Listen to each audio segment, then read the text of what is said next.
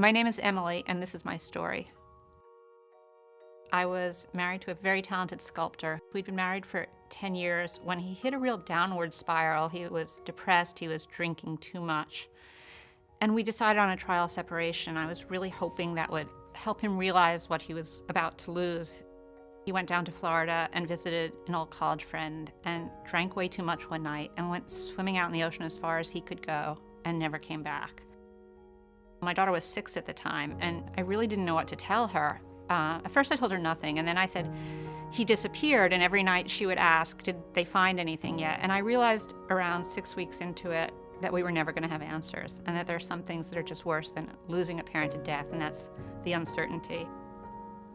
I found out that it's possible for someone to disappear off the face of the earth.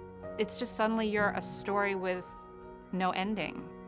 And that was the hardest thing for me to accept, that I would never have answers.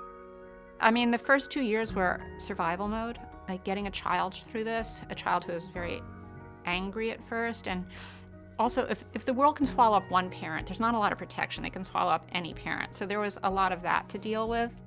We held a memorial service, and she began to get better after that. But it took me 7 years to get a death certificate. And she got older, she realized there were questions that the police didn't really know, and there were uncertainties, but she didn't want to talk about it. And so I was really surprised. In college, she called me one night out of the blue and said she wanted to write a story about her father. She really wanted to hear about his life and what drove him as an artist and what kind of person he was.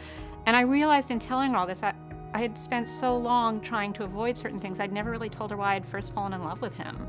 I hadn't talked about his intelligence or ambition or his kindness. And that's the story she wrote. She wrote about his weaknesses, but she also wrote about his just great successes. So I spent 15 years protecting her from his death, but she gave me back his life.